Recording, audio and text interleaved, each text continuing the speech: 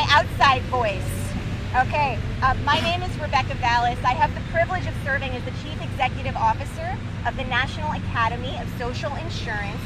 And I have to say, on a personal note as well as a professional note, it is an absolutely profound honor to be with all of you today here at the FDR Memorial in the company of 3 generations of the Roosevelt family and with so many distinguished leaders and champions of social insurance as we gather to mark this momentous occasion. 90 years ago, when President Franklin D. Roosevelt signed the Social Security Act into law, he offered more than policy. He offered a promise that in a just society, economic security is not a privilege, but a basic human right. Since then, Social Security has become more than a government program. It's become a covenant, an intergenerational promise rooted in dignity, compassion, and collective responsibility. It's become a structure of care, built not just from laws and regulations, but from our highest values as a society, those that bind us together not only as citizens, but as human beings.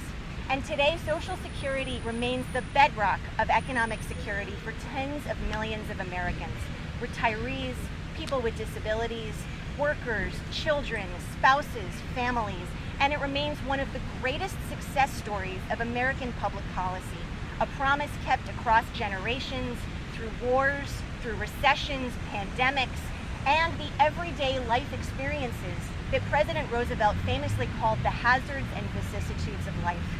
At a time when the nation may feel divided in many ways, Social Security continues to show us what's possible when we come together to care for one another.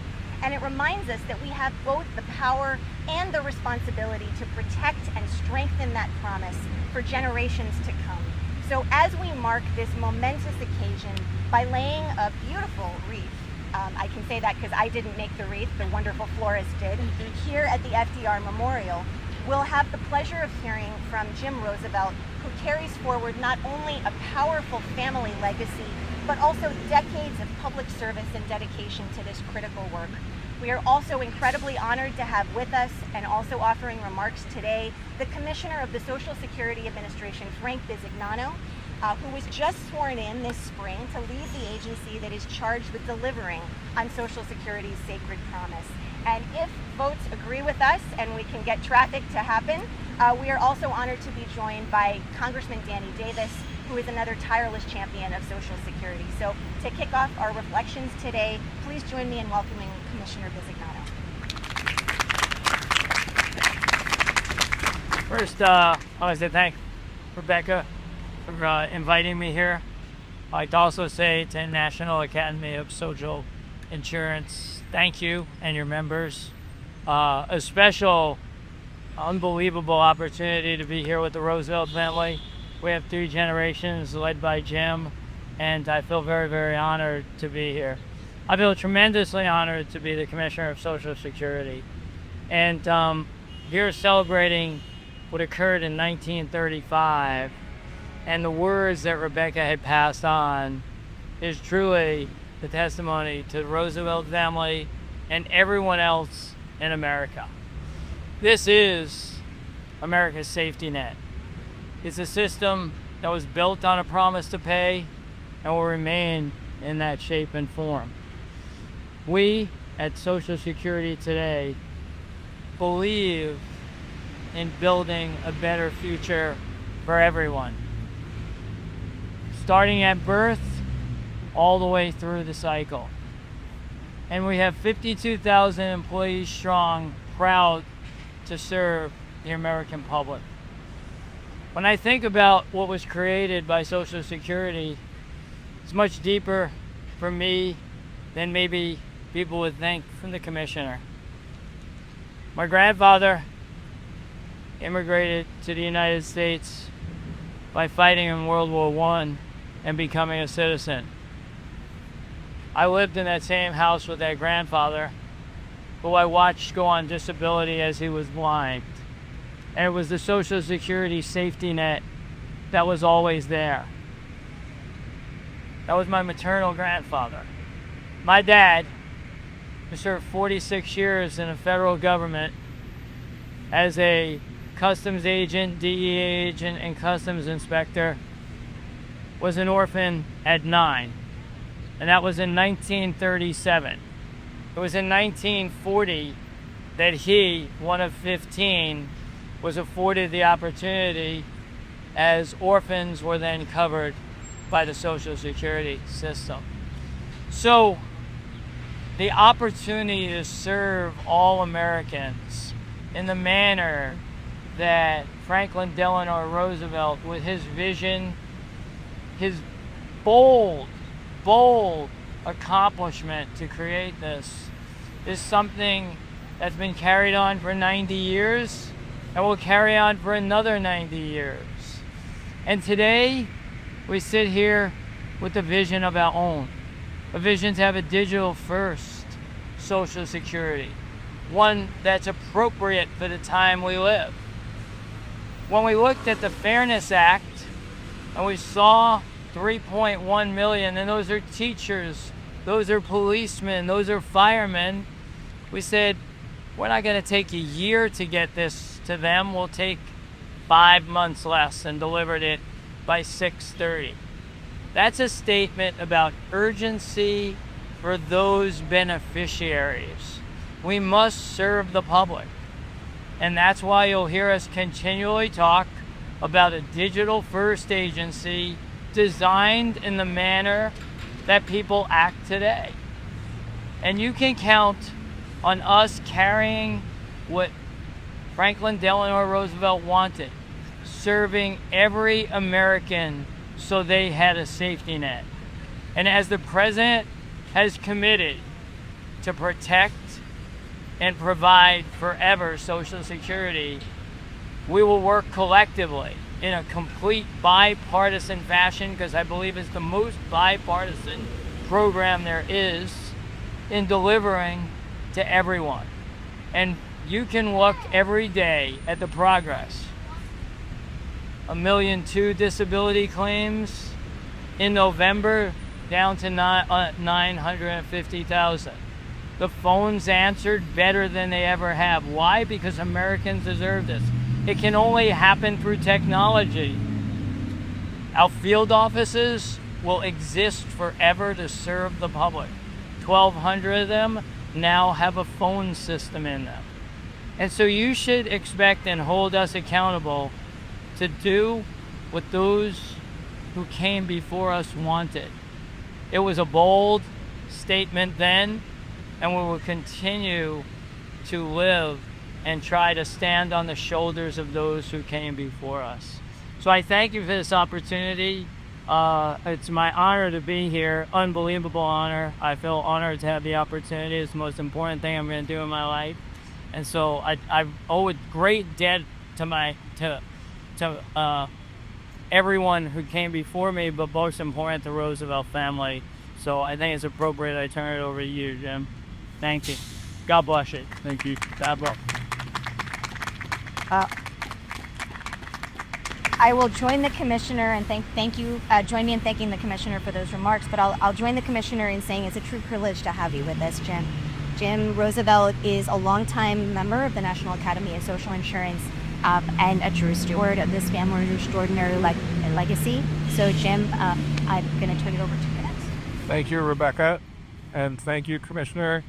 It's a privilege and an honor to be here with all of you, and especially the Commissioner and former Commissioner O'Malley. And it's particularly wonderful for me to be here with my daughter Tracy and my grandson Liam, because Social Security was designed to be an intergenerational program. It was designed so that grandparents, great-grandparents, parents, and children would all have a secure future.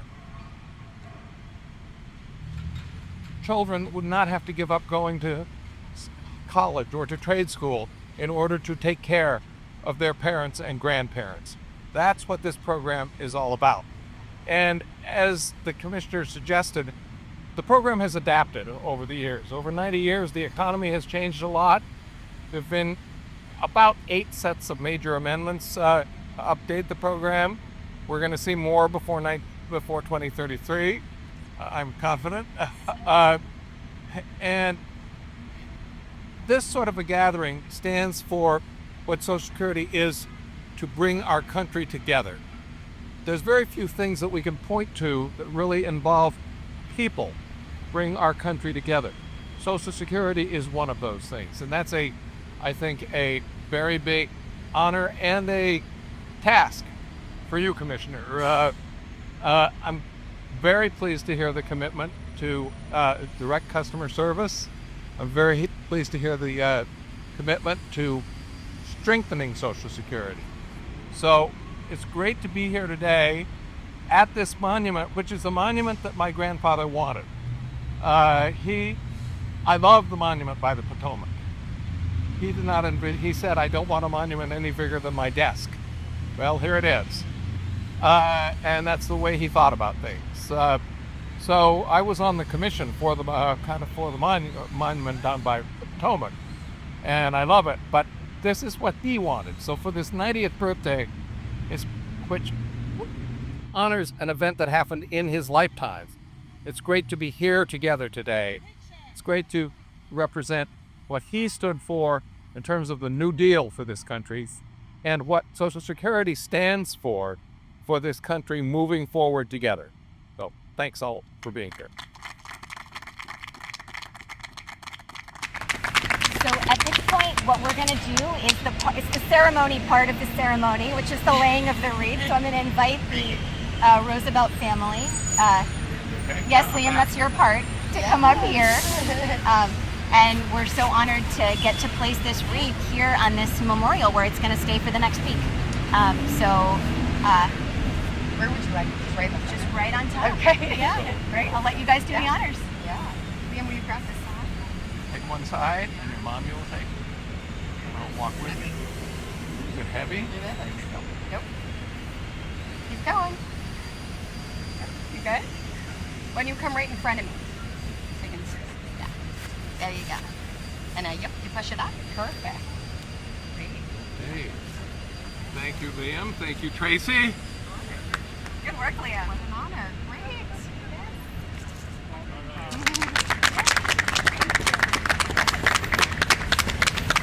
So as we close out this ceremony, may we carry with us the spirit of this moment, a spirit of remembrance, of gratitude, and as we've heard said, reiterated multiple times, of recommitment to the work that lies ahead of us in this critical time.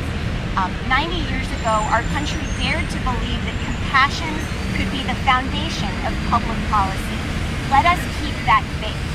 Let us honor that vision, and let us continue through working together to build a nation where we care for one another through the hazards and vicissitudes of life.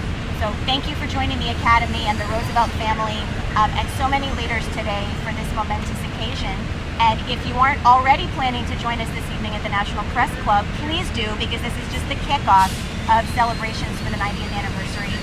We'll be joining at the Press Club starting at 5:30, and if you don't have those details, find me afterward and I'll get you invited. Thanks, everyone.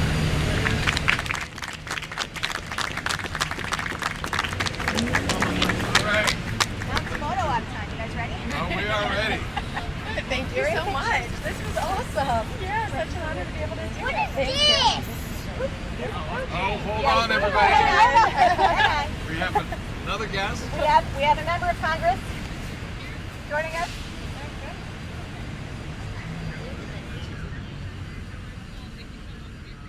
And some of them would become emotional and even go into tears. And so as I grew up, I knew that Franklin Delano Roosevelt had been instrumental. But then I also learned that Theodore had been instrumental. And I got to know a few of the individuals as I came to Chicago and went to work and learned about the New Deal and what all of that now really meant.